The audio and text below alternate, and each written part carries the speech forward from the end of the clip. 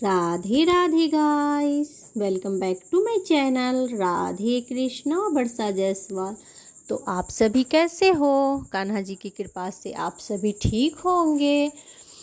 तो गाइस, आज मैं आप लोगों के साथ कार्तिक मास के कृष्ण पक्ष की एकादशी रमा एकादशी की व्रत कथा शेयर करने जा रही हूँ।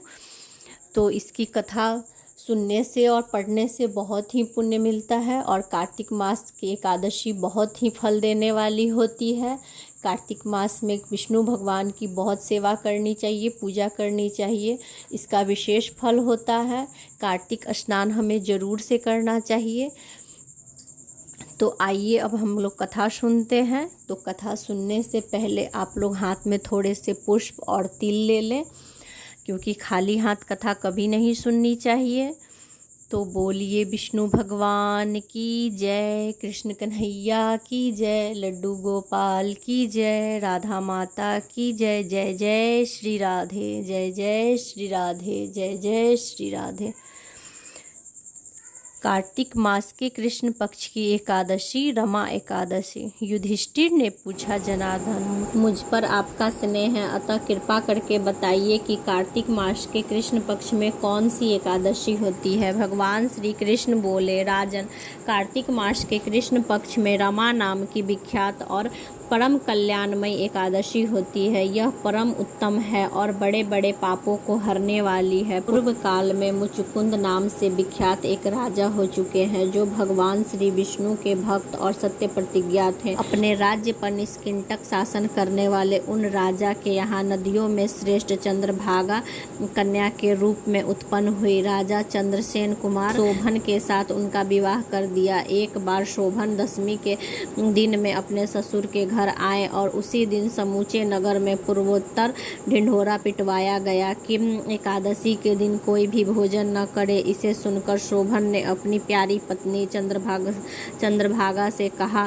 प्रिय, अब मुझे इस समय क्या करना चाहिए, इसकी शिक्षा दो। चंद्रभागा बोली, प्रभु, मेरे पिता के घर में एकादशी के दिन मनुष्य तो क्या, कोई पालतू पशु आदि भी भोजन नहीं कर सकते हैं। प्राणनाथ, यदि आप भोजन करेंगे तो आपकी बड़ी निंदा होगी। इस प्रकार मन में विचार करके अपनी चिंता को दृढ़ कीजिए। शोभन ने कहा, प्रिय, तुम्हारा कहना सत्य है, मैं भी उपवास करूंगा। दैव का जैसा विधान है वैसा ही होगा। भगवान श्री कृष्ण कहते हैं। इस प्रकार दृढ़ निश्चय करके शोभन ने व्रत के नियम का पालन किया, किंतु सूर्योदय होते होते उनका प्राणांतन हो गया। राजा मुचुकुंद ने शोभन को राजोचित दाह संस्कार करवाया। चंद्रभागा भी पति का परलौकिक कर्म करके पिता के ही घर पर रहने लगी। निपुश्रेष्ठ, इधर शोभन इस व्रत के प्रभाव से मंदराचल के शिखर पर उबसे हुए परम रमणीय देवपुरी को प्राप्त हुए। वहां शोभन द्वितीय कुबेर की भांति शोभा पाने लगे। एक बार राजा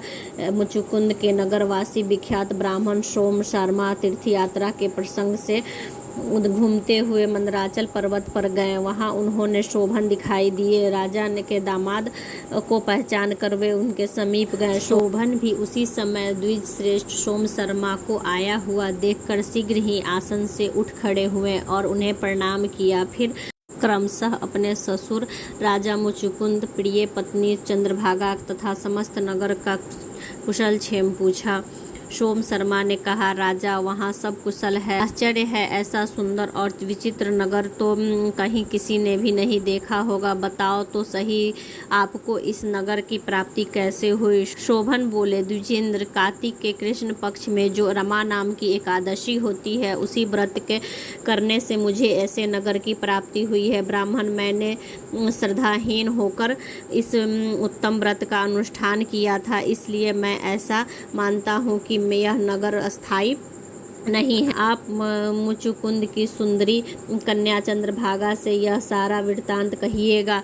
शोभन की बात सुनकर ब्राह्मण मुचुकुंदपुर में गए और वहां चंद्रभागा के सामने उन्होंने सारा वृत्तांत कह सुनाया। सोम शर्मा बोले, शुभे, मैंने तुम्हारे पति को प्रत्यक्ष देखा। इंद्रपुरी के समान उनके द्विधर्ष नगर का भी अवलोकन किया है, किंतु वह नगर अस्थिर है। तुम उसको स्थिर बनाओ। चंद्रभागा ने कहा, ब्राह्मण, मेरे मन में पति के दर्शन की लालसा लगी हुई है, आप मुझे वहां ले चलिए। मैं अपने व्रत के पुण्य से उस नगर को स्थिर बनाऊंगी। भगवान श्री कृष्ण कहते हैं, राजन, चंद्रभागा की बात सुनकर सोम शर्मा उसे साथ लेकर मंदराचल पर्वत के निकट वामदेव मुनि के आश्रम पर गए। वहां ऋषि के मंत्र की शक्ति तथा एकादशी सेवन के प्रभाव से चंद्रभागा का शरीर दिव्य हो गया तथा उसने दिव्य गति प्राप्त कर ली। इसके बाद वह पति के समीप गई। अपनी प्रिय पत्नी को आया हुआ देखकर शोभन को बड़ी प्रसन्नता हुई। उन्होंने उसे बुलाकर अपने वाम भाग में सिंहासन पर बैठाया। तदंतर चंद्रभागा ने अपने प्रियतम से कहा, प्रिय वचन कहा, नाथ, मैं हित की बात कहती हूँ, सुनिए। मैं 8 वर्ष से अधिक उम्र की हो गई थी। तब से लेकर आज तक मेरे द्वारा किए हुए एकादशी व्रत से जो पुण्य संचित हुआ है, उसके प्रभाव से यह नगर कल्प के अंत तक स्थिर रहेगा तथा सब प्रकार के मनवांछित वैभव से समृद्धिशाली रहेगा। निपु श्रेष्ठ, इस प्रकार रमा व्रत के प्रभाव से चंद्रभागा दिव्य भोग, दिव्य रूप और आभरणों से विशोभित हो अपने पति के साथ मंदराचल के शिखर पर विहार करती है। राजन, मैंने तुम्हारे समक्ष रमा नाम की एकादशी का वर्णन किया है। यह चिंतामणि तथा कामधेनु के समान सब मनोरथों को पूर्ण करने वाली है। बोलो विष्णु भगवान की जय, लक्ष्मी माता की जय, कृष्ण कन्हैया की जय, राधा माता की जय, लड्डू गोपाल की जय। जय जय श्री राधे, जय जय श्री राधे, जय जय श्री राधे। इस कार्तिक मास की एकादशी बहुत ही पुण्य फल देने वाली होती है, इसलिए आप कार्तिक मास की एकादशी का व्रत जरूर से करें।